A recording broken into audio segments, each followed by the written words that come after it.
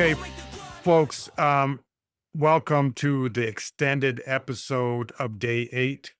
And I went over there and I made a short. Obviously, I try to do that every day. Uh, but I wanted to, obviously in my short video, my TikTok, Instagram, Facebook, whatever you came here from, um, I just want to pull a lot of information about what my channel is all about into each day, right? So who knows how long it's going to go? I know at least 100 days I'll be making my updates on my performance, um, as far as weight loss, as far as my challenge, my 100-day challenge of doing push-ups, sit-ups, and air squats. So I've completed them. Up to this point, so I'm going to continue until it's part of me. So, yeah, so I want to get into like um, children. Okay, I know that's not. It's kind of off the beating path from that, but as long as I'm making a video, I want to bring some value to things that occur in your life, right? I mean, I can talk about diet and carnivore, losing weight, gaining weight, losing weight. I can talk about all these things, and I will be doing that every day. But today, in this episode, I'll be talking about children in general and why I feel it's important for married couples, not single, not just to go out there and have a good time to make babies. I'm talking about a family environment to raise children.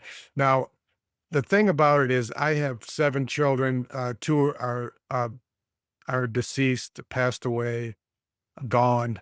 It's traumatic for me. Um, they both died of cancer at young ages, one 16 and one 31. My oldest daughter and my youngest son. So now living, I have 5 children. In that, I have 5 grand boys, and I'll have another grand boy here soon, any day now.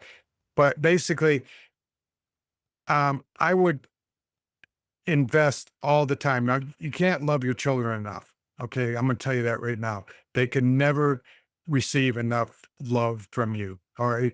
And it's funny because I was raised Catholic. All right. And so was my wife. And not that we took that on further in our life, but when we went to get married and we went up to the priest to, help us through all these things and say, hey, listen, we want to get married. And he says, you want to have children? We said, no, we ain't having no children. And he said, well, I'm not marrying you then. I said, what? I mean, okay. So we find somebody else to marry us if you can't do it. So we did. We went to another church. The priest there said, yeah, no problem. We sat down and did the whole uh, pre-marital counseling. And I don't remember what it was. Okay. Anyways, so from that point, I don't know, within 4 years, we started having children. I don't know what, but my my wife changed her. I still kept that same no children thing for years. Okay, and I did that to make her happy. Okay, like this is what you want. Okay, no problem. I mean, it's gonna force. If you want a lot, she wanted a lot of children. All of a sudden, from no children around, nothing to do with it, life's grand without them, to hey, I want to have 12 children. And I said, whoa, ain't nobody told me about it. So, I hate to say that now, having 2 children that passed away because they mean the world to me, all my kids now. It's like, I try to, everything that I do is I try to make them part of my life now. And I know that they have their own lives and they have things going on, in-laws and family matters and jobs and vacation, all that stuff. But my dad never found time. I think I can only think of about 5 times he's ever called me. Um, and since I left home at the age of 17 after high school, he did not ask me to do one thing with him, not one. Not one. If he had something to do around his home or his yard, he called me. Yeah. Um, Not even he didn't even call me. I always shouldn't even say that. When I was over there visiting or "Hey, can you look at this? Can you fix this? Can you fix that?" And I did I don't know how many I mean, hundreds and hundreds of different projects for him to finish things. Um, but anyway, so I'm getting back to my children. So I said, I don't want to be like that. And I try to call them, get into their life, find out what's going on, give them just they don't really take fatherly advice at their age. I mean, they're all in their 30s, but I just relate to them as adults. Okay.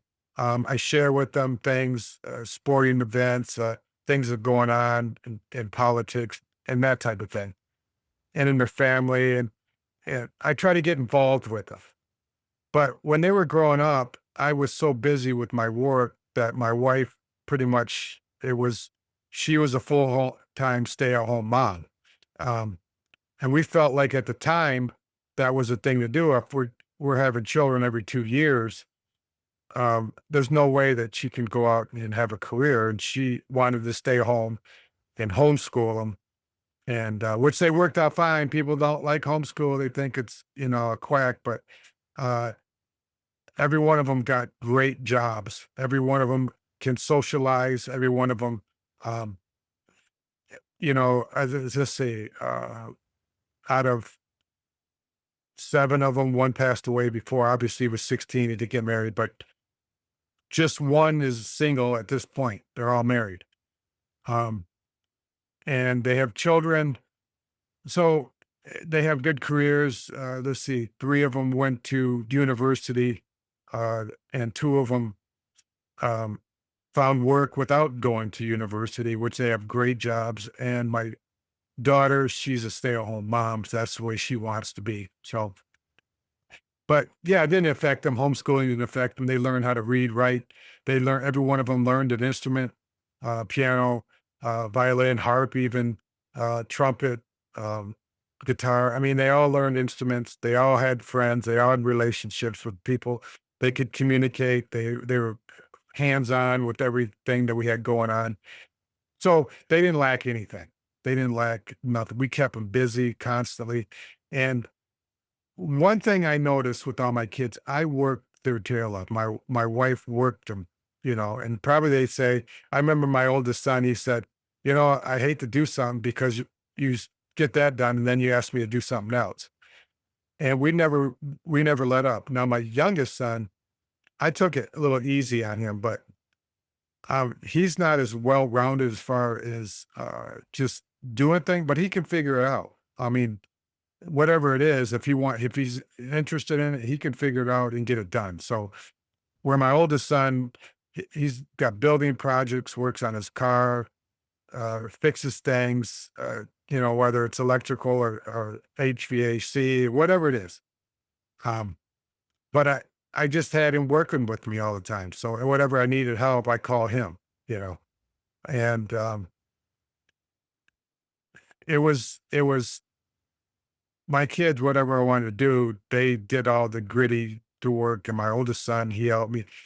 And my daughter, one of my daughters, she was a brute, man. She's a wonderful, beautiful kid, but she had strength that wouldn't most men couldn't keep up with her. She's a beautiful kid as far as looks and her personality. But man, if you wanted to lift something, man, she was right there to help you lift it.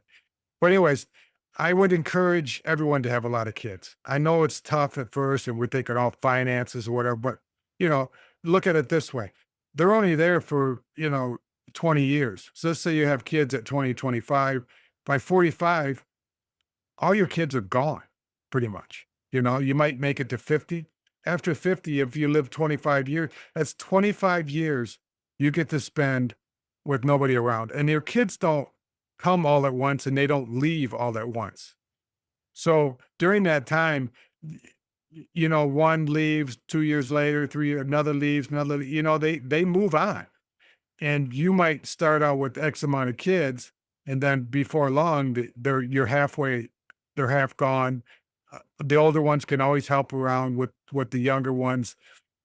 You know, you only spend maybe 4 or 5 years with a child, and then as they get older, the oldest ones has to help with the next one. The next one has to help, the second born has to help with, so there's constantly, there's the old saying, "Many hands make light work," and that's true.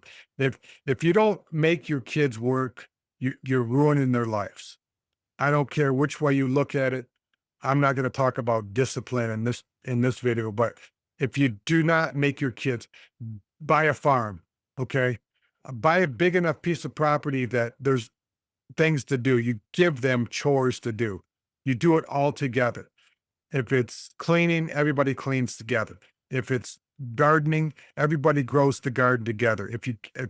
You're fortunate enough, go out and buy a piece of property with a house on it, fix it up. Everybody does that. Everybody raises animals together. And I would encourage people, get out of the city and get a I wish I would have did this with my kids. I wasn't fortunate enough to think like I would now, but get as many acres as you can. I remember a guy telling me back when I started building, he said when he was probably in his 50s and I had him do drywall for me. He was my drywall guy. And he said to me, "You know what? When I built my house and I was 25 and it was way more than I could afford, but now it's paid off. And my house right now, the payment I would have had is less than most people pay for an apartment rent." So if you look at a house payment today, 20 years from now, 25 years from now, that's going to be pretty cheap as far as the payment goes. So I'm not saying to get into debt way over your head, but you know, buy a buy a piece of property and put a house on it just for you and your wife, and then add an addition on it, and then build onto it. Don't do some jerry rig thing. Just make a plan or buy a house where you can, in a year or two or whatever, you got the finances to put an extra room on it, or remodel the or whatever. Okay. You need, even if you had a desk job, you need to bring these skills in your life to train your kids. Not that they'll ever use it, but just so they expand their whole outlook on life, right?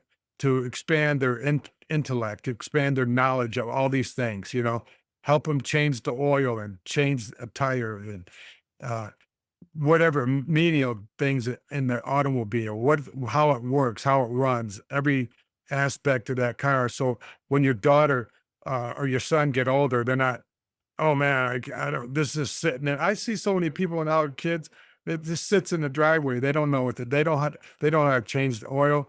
They don't know what happens after a flat. They don't know how to call a tow truck. Nothing. You need to raise your kids where they know what finances are all about. What happens when you're in debt? All these things you need to instruct them. They don't get it in school. They don't get that in school. So you have to teach them. The dad has to teach the boys. I forgot what it's called, but our daughter always marries down or up to her dad. So if you're a complete imbecile, your daughter's going to look for that type of man. Okay. But if you have a moral integrity, you have a constant uh, presence of being a man and what a man's about. It's not about, watching sports 24 hours a day. It's not about, it's being gentle, kind. A lot of these things I wasn't taught when I was a kid. I was just thrown into the fire. You figure it out. And I made so many mistakes, and I still do today because I didn't have that influence on my life. And the only thing I had with my dad was just telling, "Go do it," right? And nothing else. No kind of instructions, no kind of uh, life experience, nothing. I mean, he never changed the oil in his car. He never rotated tires. Nothing. He never did anything. He did some building, some things, but he didn't have the experience to do it. a lot of things he did on his own. He did, took care of his yard on his own, which I ended up doing. Um, but I never seen him. I did every day. I would come home from school and he'd be at work, and I after school I do my homework or whatever chores that need to be done, and boom, I was off with the friends. Never seen him. Came home, he was in his room watching TV, the eyewitness news or whatever crap was on at the time, the TV show, and then he went to bed. In the morning, he got up. I did see him a little bit before he went to work, but he went to work just as I was getting up for school. So I never see him. On the weekend, I did chores mostly, and I didn't mind, but then I spent time with my friends. I was home. At that point in his life, when I was growing up, he could have cared less. It was just like, hey, get me out of all this stuff. But anyways, I'm just kind of rambling, but I want to encourage everybody, and I'm going to continue these subject about raising children, you know, as I go. And I know that I'm mixing my challenge with this, but that's what I'm going to do. It's either diet or making food or talking about faith or family or finance. Everything that I've learned in my 62 years of life, I'm sharing it on this YouTube channel. And why not? If you can get value on it, if you don't like it, you can move on. I'm doing this basically because I'm selfish. And then again, if you guys listen to it and you get value out of it, that's great too. I appreciate that.